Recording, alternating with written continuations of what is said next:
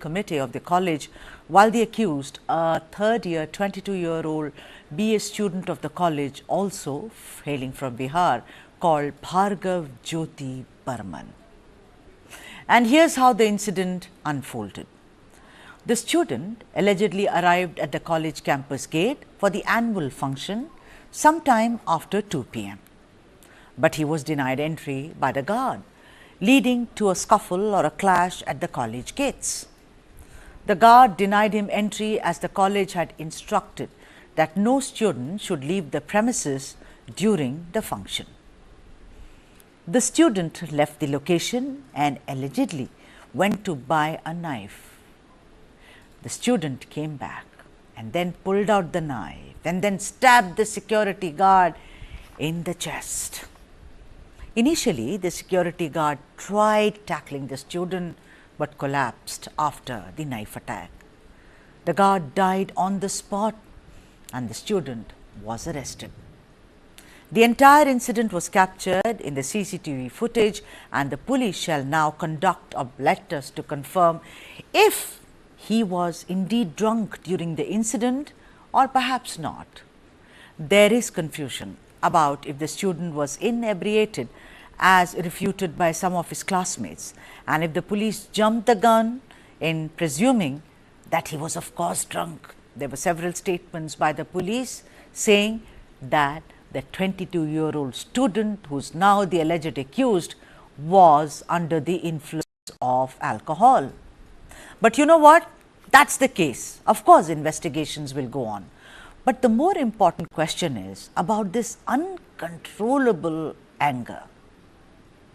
This uncontrollable anger which is found among many students.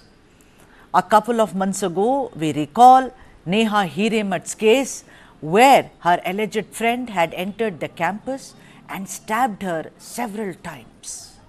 The question is also about having a knife, students carrying knives into college premises. That's the story.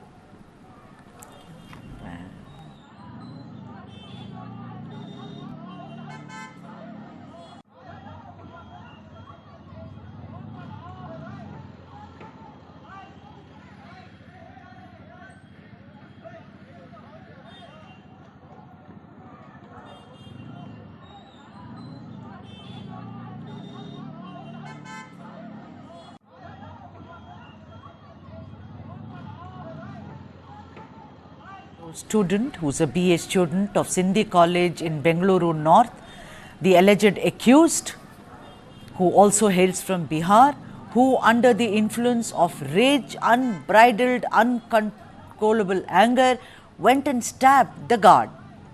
And to speak more on this, let me now go across to my colleague Mohammad Wajiullah, who's been tracking this story very, very closely. Waji, you know what, the first issue is, there are two issues, Waji, in this. First is about the case in itself. Several newspapers have gone ahead, and even magazines and even websites have gone and reported that the student was drunk. Apparently he was not. I mean, that still has to be established. And number two is of course about this uncontrollable rage and unbridled anger which is shown by students these days. First, the story. What are you picking up on the ground, Wajiullah? Is that he was inebriated under the influence of alcohol when he stabbed the guard? Well, Sudha, from what the postmortem or from what the medical that the police did of Bhargav, it is learned that he was not in an inebriated state at the point of time when he stabbed the guard. What actually transpired at that point of time was there was an event going inside the college, is what we've been told, and around 12 o'clock, Bhargav had stepped out of the college to get something, and around 12:30 he came back and he wanted to enter the college, and by that time the guard had changed and the present guard did not allow him to come inside. So he asked him to let him go inside again, and he didn't allow. After an argument with the guard, he went back. He came back again for the second time and asked him to let him go around, and then again the guard yelled at him and he sent him back again. When he came back again for the third time, this is the third time when he went and bought a knife with him, is what we've been told. And at the third time when he did not allow him and he started shouting at him in front of the students and other people. That raged Bhargav, and that is where he lost his control and he stabbed the watchman at the spot itself, where the watchman lost his life. What we clearly understand is, if we understand from a student's point of view, well, he tried thrice and he was not allowed inside. Now, it could be many reasons. One, as we know from the colleges that are in Bangalore, where they're very strict about the attendance. So, Burman, who also works as a delivery guy, uh, had this thing he had to attend college or something like that, and that raged, made him stab the watchman who was not allowing to enter college, and he'd been trying to enter from the last 2 hours.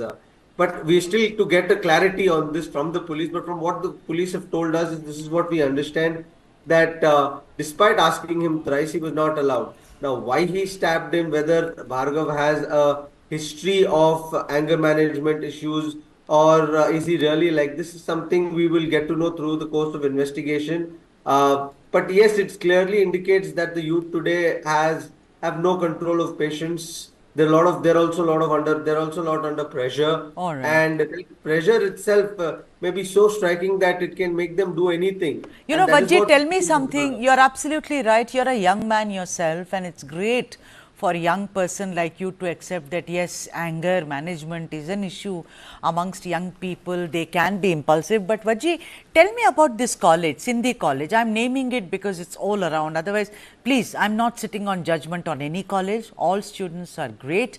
But I'm asking you, what kind of a college is this Sindhi College? Is it a college which is, you know, like we hear about several other colleges which are very, very sought after in Bengaluru? What kind of a college is this? It is an affluent college, may not be one of the top colleges in the city, but yes, it is one of the good colleges of the city. And by the name itself, it gives you an idea that it has a background of, it has Sindhi background of it. But what we know that you hardly get to know a lot of such cases coming out from colleges like these. We hear a lot about this from the affluent colleges where there are students from all strata of society, where you have a larger chunk of students coming from the upper middle class. But colleges like Sindhi colleges and all of this, where you would see students from the lower strata of the society, not the lowest strata, but somewhere in the middle class. So this the college isn't a bad college or a college a very weak when it comes Bad, to education yeah, or something. absolutely. But from what we clearly understand is the current situation of students somewhere or the other, like you mentioned, yes, it is very difficult for students today because they are also under a lot of pressure. Now, there are some students who work and study at the same time, those who specially come from outside Right. to study. And Bhargav also was one of those. So the pressure is something that students are not able to take today. And these steps clearly give us an indication that the welfare of student also has to be taken. But a crime is a crime at the end of the day. Absolutely. And on that note, thank you very much, Mohammad Wajihullah, for joining us on this broadcast. Two things emerge very clearly, much like what Wajihullah said. Anger management is an issue. Uncontrolled anger is an issue, and amongst the youth particularly, and something needs to be done, perhaps by the college authorities or by counselors, to see that you are not this impulsive to go buy a knife and come with the intention of stabbing somebody. I'm sure that Mr. Burman, who hails from Bihar, the 22-year-old student, must be regretting it, but it's rather late in the day. I'm going to take a break right now, but let me announce the story which is coming up next. How doctors are protesting against new, harsher criminal laws mandating both jail and fine in case there is misconduct. That's coming up next. Do not miss it on the South Indian.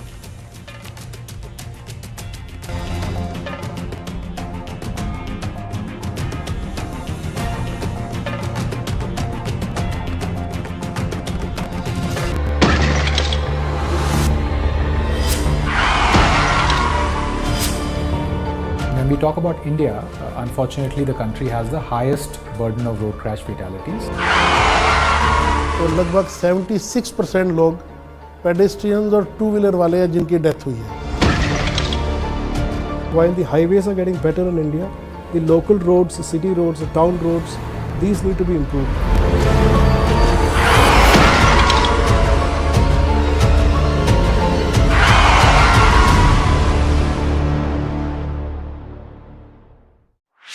This and more.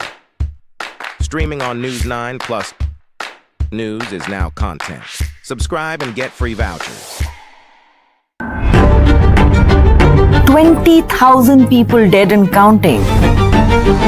What's happening in the United States of America is unprecedented. You will have to pay for this.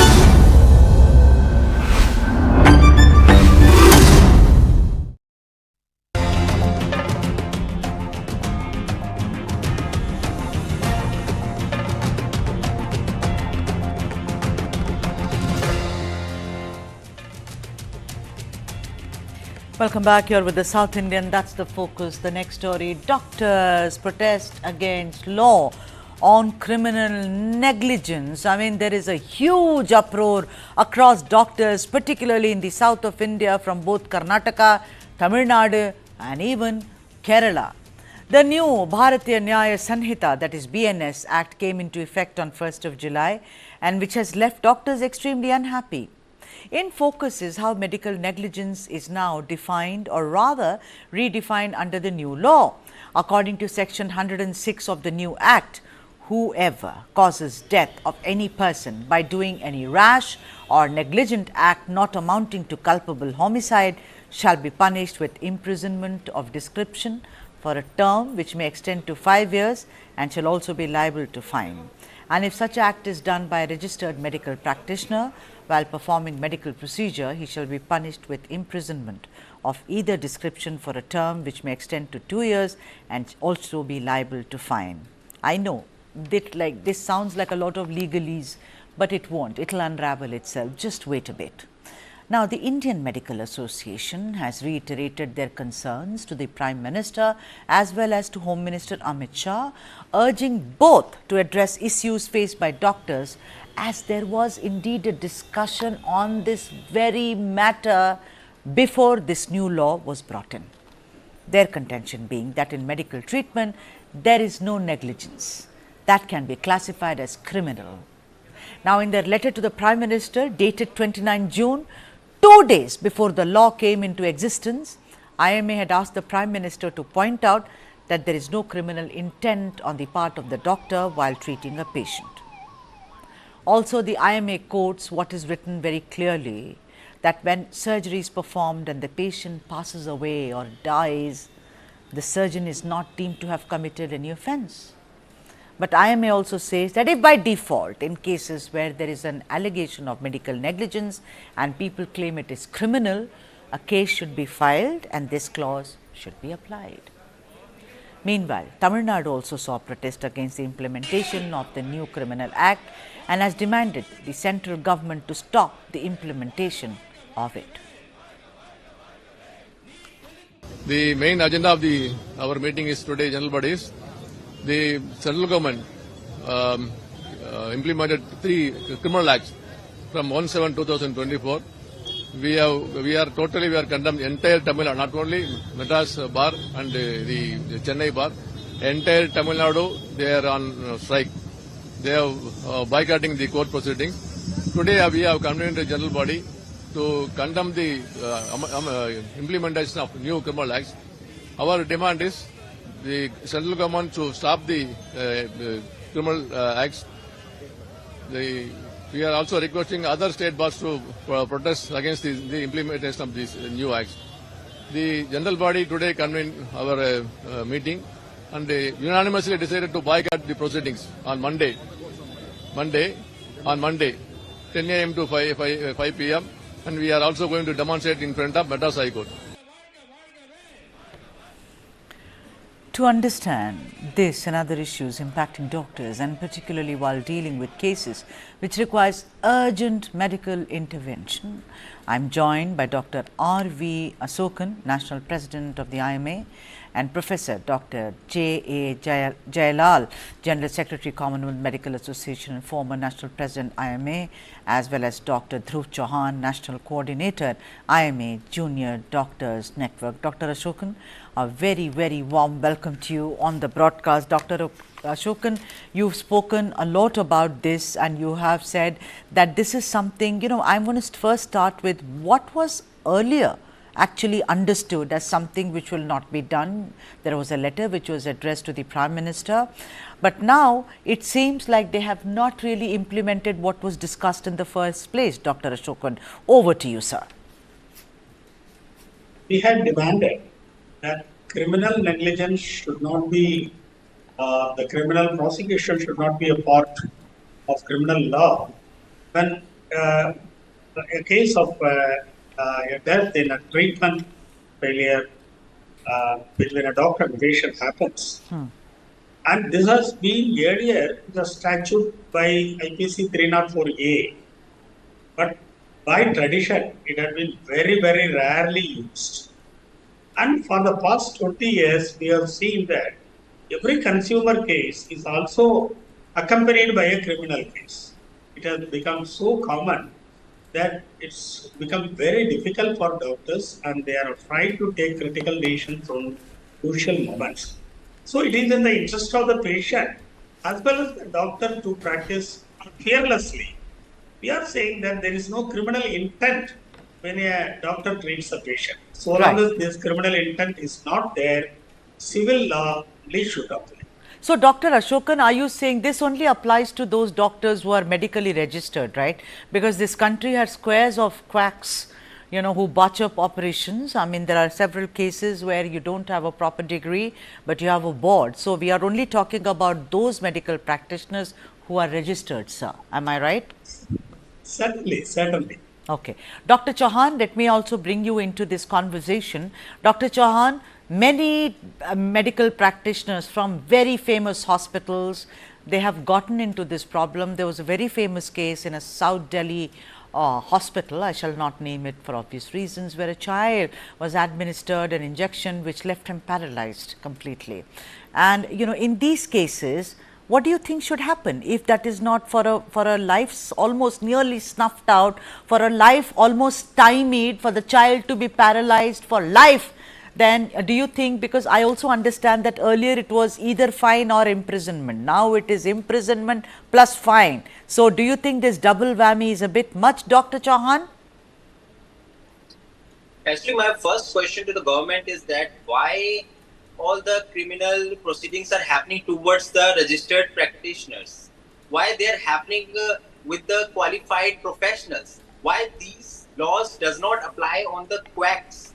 Those who inject steroids in children, those who give steroid antibiotics and increasing the antibiotic resistance in the country, those who are doing the real crime in the name of healthcare. Why such people are not brought to justice first? Why always we are attacked first? If the laws for us in the medical negligence were either the jail or this fine earlier, why have you made it stricter by imposing more punishment and making it both fine and this very good question. I must say, I mean, that's a question that I also had. There is one Bengali doctor, and it's not, I'm not sitting on judgment on Bengalis, please. But they are, I do not know why, it's like Bengali restaurant. There are these Bengali doctors who sit everywhere and they are quacks, and I have seen them botching up many cases in my personal life as well.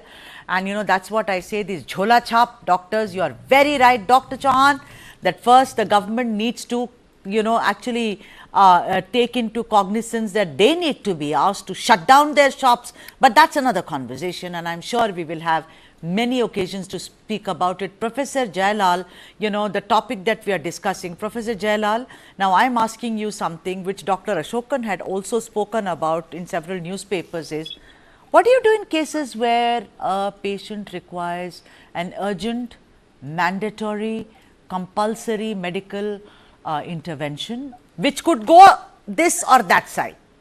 What should the doctors do?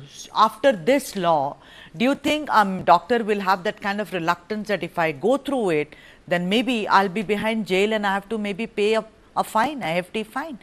So it's a double-edged sword for me. So better है कि मैं करता ही नहीं हूँ.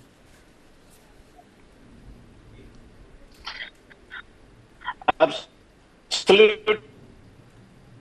Because I can't hear Professor Jailal. I don't know. All right, so let me pose that question to Dr. Ashokan. There is some problem, connection problem. Dr. Ashokan, this question, sir, comes to you. Will you please take it up in cases please, sir. What is your reaction to my personal take is, come what may, whatever may be the law, the doctor should have the courage to take up the crucial decision at any point of time. Having said that, this law has created a fear in the mind of the professionals. Okay. So that Damocles sword that Lord Dellington said is hanging. So it is for the society to remove that fear factor in the minds of the doctors. You will see a decent ambience to practice. that, you know, it's a Damocles sword which is hanging. Let me take a break now, and when I come back, I'll once again talk to all the doctors who have joined us and what seems like a draconian new law under the new criminal laws which have been introduced on 1st of July. Just don't go away. More to come.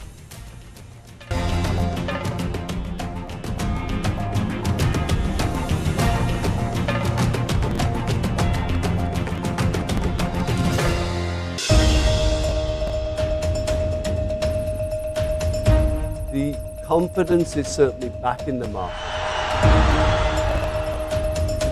Do tighten your seat belt so that you can withstand volatility. I have one humble request to all the viewers of News9 is that please don't go, there will be a lot of choppiness, there will be a lot of volatility. Look at long term, don't look at short term. Buy quality, don't buy quantity, and wish you all the very best. हमारा time आ गया है और रहेगा.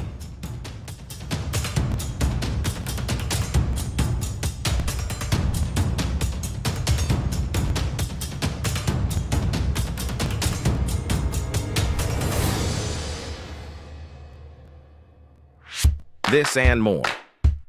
Streaming on News9 plus news is now content. Subscribe and get free vouchers. For the very first time in our investigation, we unmasked the killer of Ravindra Matre. In 5G, we have to stand with the world, and in 6G, we have to lead the world. Winning a Grammy was an absolutely surreal experience.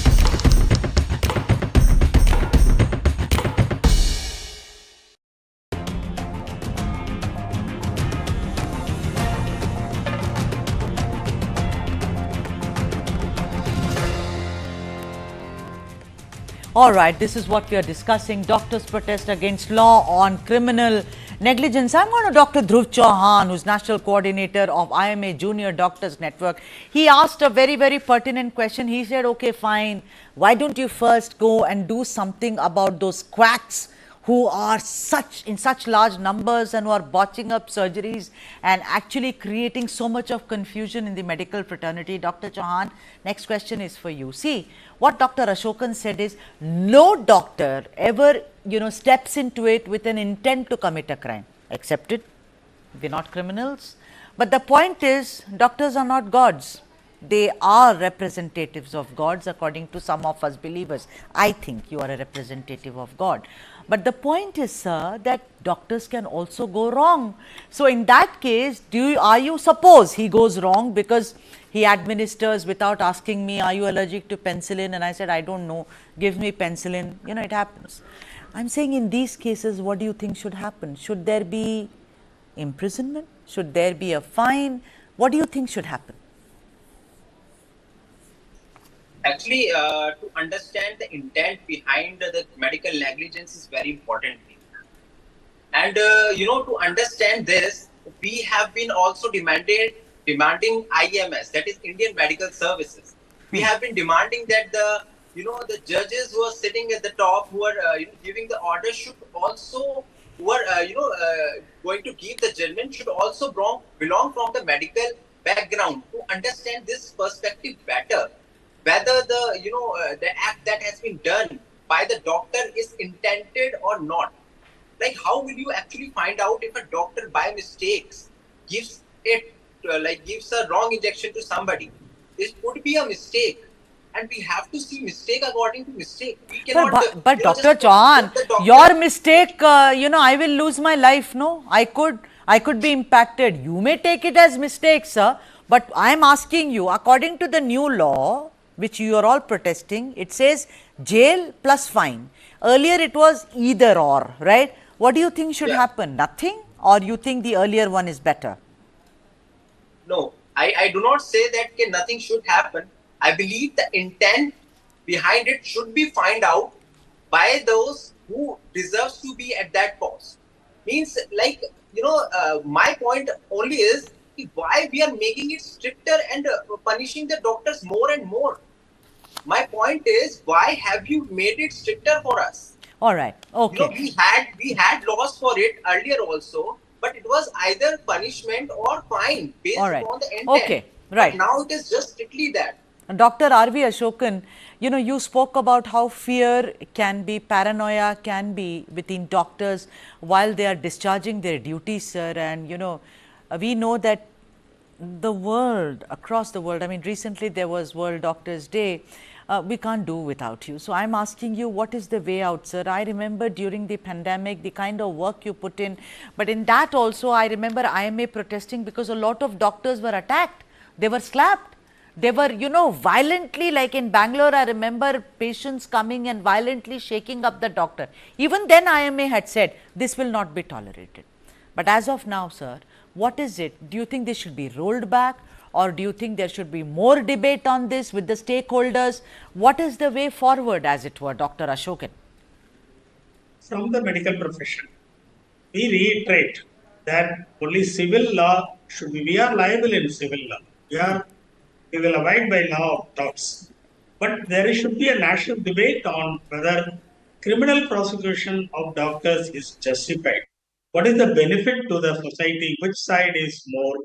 Which side the damage is more? That can be a debate. But we would want 106.1 to be taken out of the statute, section 26 to be applied straight away. So, you also say that if a doctor is sent to jail, then who loses? I mean, one of the articles you say it's the people who actually loses a good professional. But Dr. Ashokan, let me also ask you, there are now these so-called luxury clinics and luxury hospitals where tests are written and medicines are given.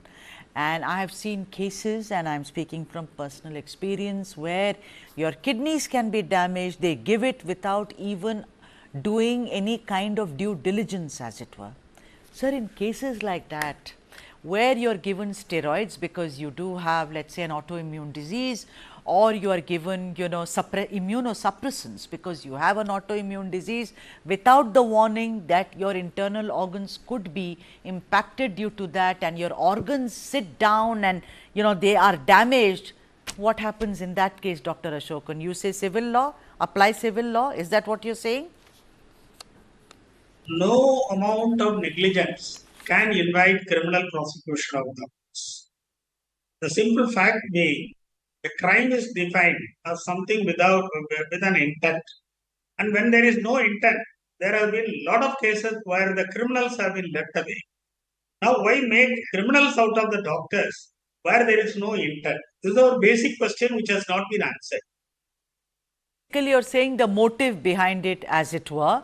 Professor Dr. J.A. Jailal is with us, who is General Secretary, Commonwealth Medical Association, and also ex-National President IMA. Professor Jailal, very warm welcome. We lost connection to you, sir. Thank you. No problem, sir. I want to ask you about what is your opinion on this. You think the recent law is draconian? Is it very one-sided? Is it anti-doctors? How do you look at it, Professor? No, there is no doubt this new law is a draconian. Because doctors used to take, because it is our long-felt demand that the criminalization should be taken away from the medical practice. No doctor in the world will have a harmful intent to whenever he is involved in the practice, especially if you remember the COVID time. When we know that we are going to die, when we know that we will get a disease, but we have faced that and we wanted to help the people at that moment. But now it is not like that. Whenever a patient comes to that, when we do a service and when it is taken with a pinch of salt that it is something untoward event is happening, and putting the doctor behind the bar for 2 years is something which is very, very, cruel to the nature of service which the doctors are doing. What our demand to the government was, we are not afraid of medical laws. We are not afraid of facing the system of diligence or system of investigation. But what we said, don't say that by any act, a doctor has to be punished for 2 years. Now it has been widespread. But anywhere in a rural area, if the doctor of the good intention is going to do a surgery, if something happens, immediately the entire mob will come and ask for the arrest of the doctor and put them behind the bar. Right. And the police will also say because of the mob and we are putting them behind the bar. And we must always remember what is happening in Jaipur. A lady doctor of 37 years of the OG practice had to commit suicide when she was said, you are going to put under the 304A. And since then, we have raised our voice, the government accepted in the parliament, our Honorable Home Minister is saying, then what is this value? Somebody, the Home Minister is saying in the parliament. So that Professor Jailal, he had earlier, you had written a letter also, the IMA, on 29th of June, 2 days before this new law came into effect. Nothing happened, sir. Yeah. Why? But it is our duty as a common organization responsible for the collective consciousness of the 5 lakhs doctors. We always represent to the government what is the feeling of the doctors, what is the feeling of the society.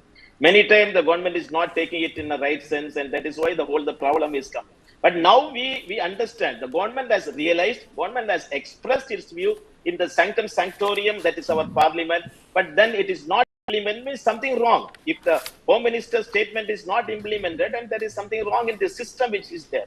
So it is again our humble appeal to the government and request to the government, understand the gravity of the solution.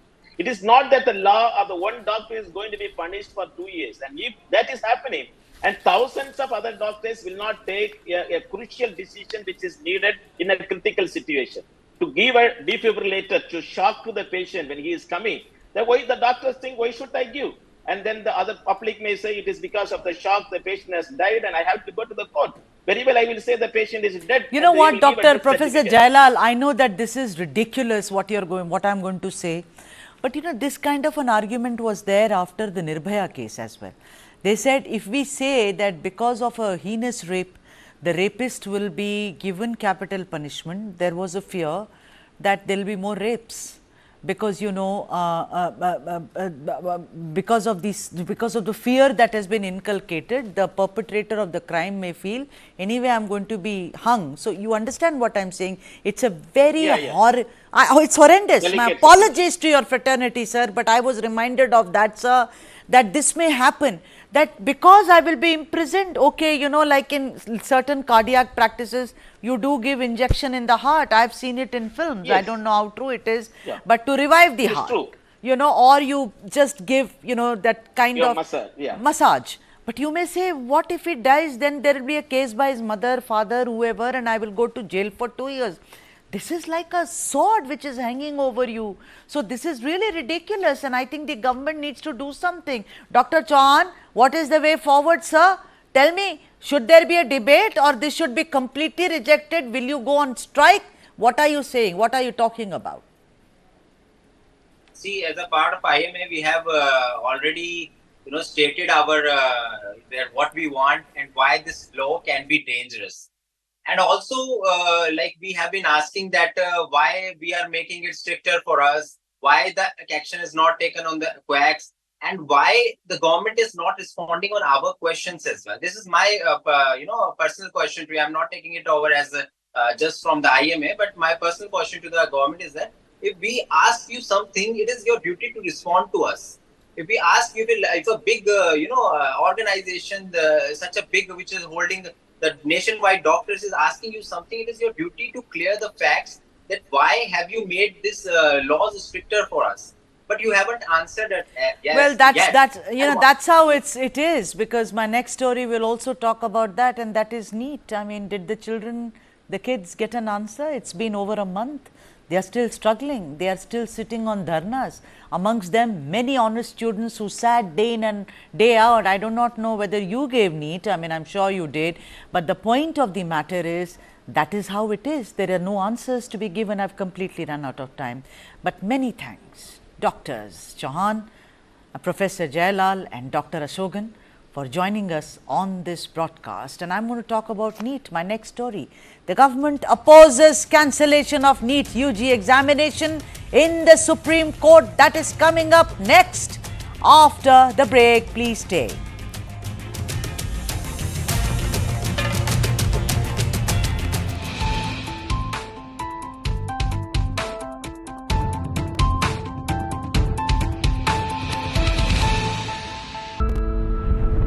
Who am I? Nobody can crack that mystery. There is a certain expectation of me. That's the only contradiction. Life itself is stranger than fiction. I was a perfectly normal person born in an abnormal world. I really didn't understand why is it different. Just imagine a child who is bullied every day. Boys school में कुछ लड़का लोग मेरे साथ sexual abuse किए. मुझे तेरे बारे में सब पता है. और मैं तेरा रेप कर लूँगा. You also start to stigmatize. अरे ये तो time pass है. Sex doesn't come in the picture. Sex comes very late. Then there are man-made narratives. Why do you walk like that? Why do you sway so much? So you can understand the trauma of a person who's trapped in a wrong body.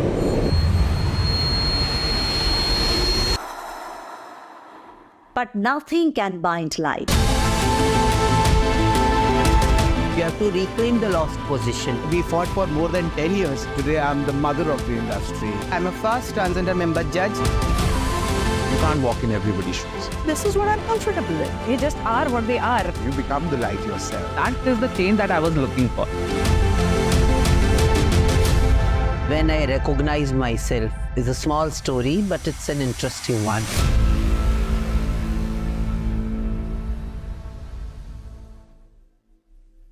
This is News9 Live, India's only digital exclusive live stream. For the early adopters, bringing you the news 24/7. For the smart audiences on the smartest TVs. News9 Live.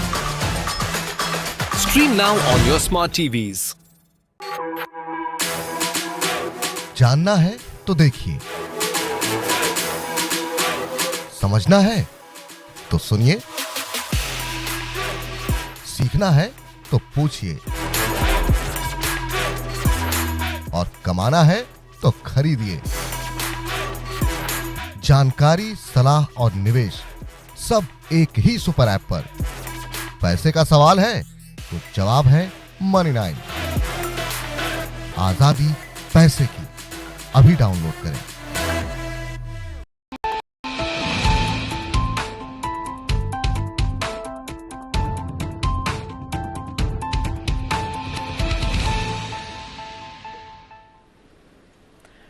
All right, there's going to be no re-NEET. That's the story that we are focusing on in the latest on the NEET UG exam row.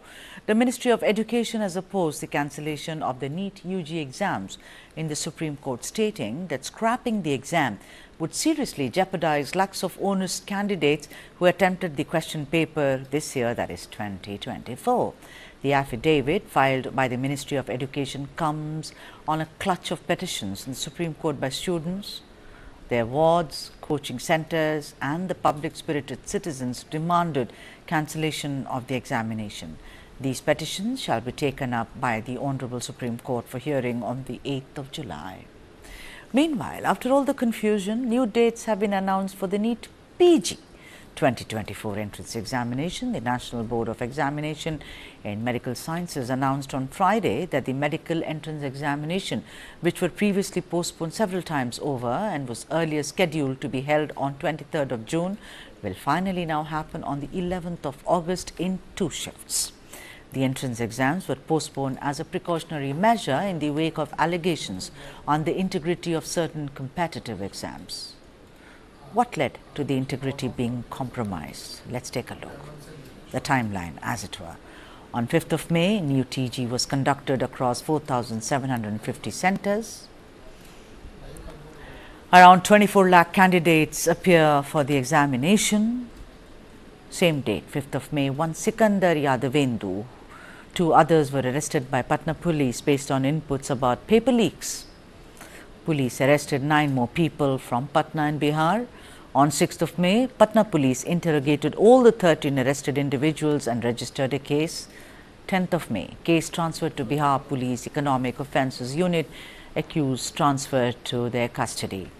Next day, 21st of May, AOU team wrote to NTA seeking the details and original copies of the answer sheets of 11 candidates.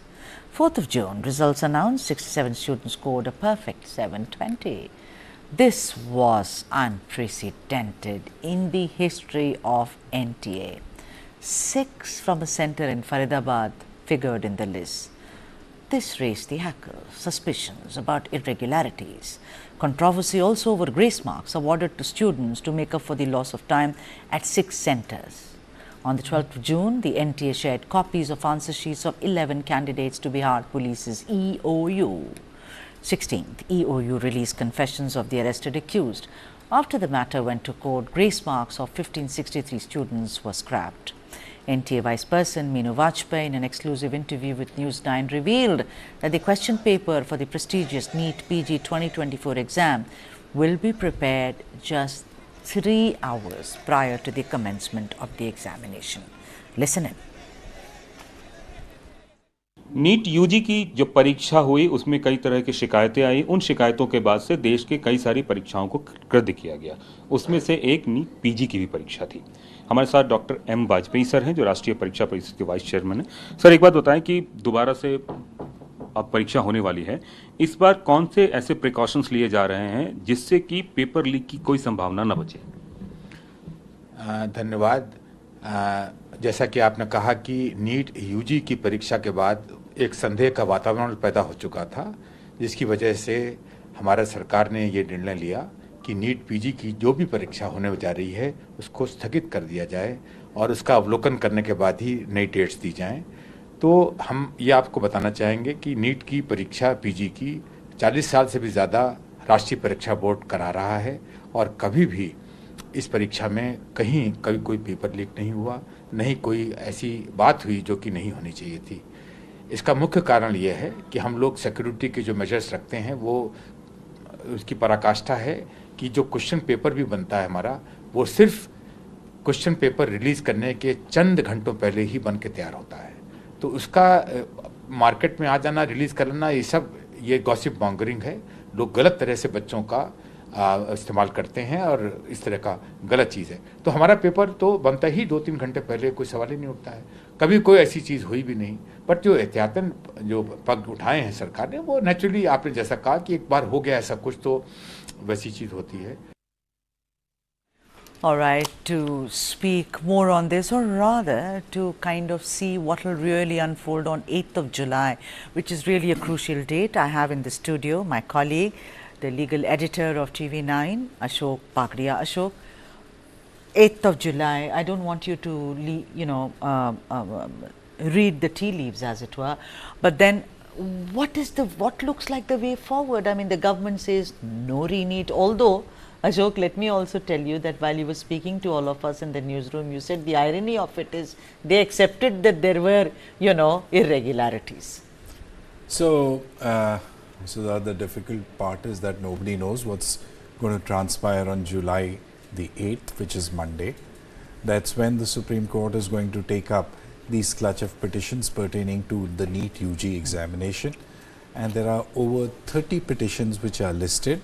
These 30 petitions have been filed by students, their family members, coaching centers and public spirit citizens, all of them demanding cancellation of the NEET exam. There are some petitions by students who say that the exam should not be cancelled. So now the Supreme Court is going to deal with 2 sets of petitions. One set of petitions demanding the cancellation of exam, whereas the other set of students who are saying that the exams should not be cancelled because they say they were honest students who put in all the hard work and they don't want the hard work to go down the drain with the cancellation of the exam. Right. Now, what has really happened today is a very interesting thing, that the Ministry of Education has filed an affidavit in the Supreme Court where they admit that there were irregularities, there was cheating, there was impersonation, there was mismanagement in the conduct of the examination, but just stop there. They say, okay, we don't believe that there was a paper leak. So on one hand, they are saying, yes, we admit that there were irregularities in the examinations, but these irregularities were confined to few centers across the country, and this should not be taken as a ground for cancelling the examination. However, the NTA, the National Testing Agency, which is the nodal body for conducting this examination, does not say that there have been investigations by the state police, like the Bihar government, the Gujarat government, where they have stumbled on evidence to suggest that even a day before the exam was scheduled, the paper were available with some students. Now, in the face of these such glaring facts, the Ministry of Education taking this stand is really very surprising and interesting, because the NTA from day one and the Ministry of Education since June 4th have been taking the stand that we are not going to cancel the examination because there is no paper leak. All right. So, but don't you find it rather strange that, you change the person in NTA? There have been several arrests in Gujarat and Rajasthan and in Bihar, of course. And also you said that due to grace marks, 1563 students can sit for, and in the first place, the grace marks, I don't think had any place in these examinations, Ashok. I mean, correct me if I'm wrong. Yeah, so the NTA by its own admission has said that this idea of awarding the grace marks to students who faced loss of time during the examination was not a part of the original scheme of examination. This was given to students on the basis of the recommendation of a committee which was constituted by the NTA. But then NTA again does a U-turn, comes to the Supreme Court and says, we believe we have got these recommendations examined by another committee, and that committee believes that this award of grace marks is wrong, and so we are withdrawing these grace marks, and these students who were given grace marks are given an opportunity to take the exam again. Right, and therefore I think with so much of a confusion, the last resort as always is the judiciary, and on 8th of July when they unravel the entire thing, let's see if the NEET conundrum is solved or not. And as promised, I leave you with some of the other top headlines from the south of India. Vanakkam.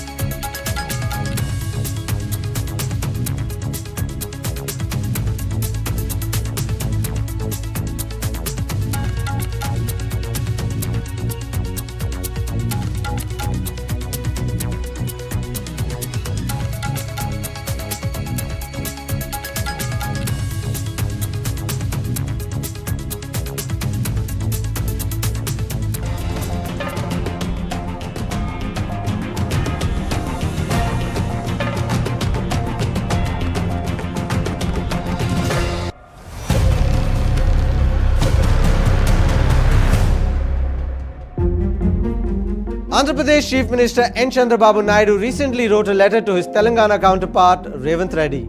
Political circles are abuzz as Naidu has proposed a face-to-face meeting to tackle the unresolved issue of the bifurcation of Andhra Pradesh. So what's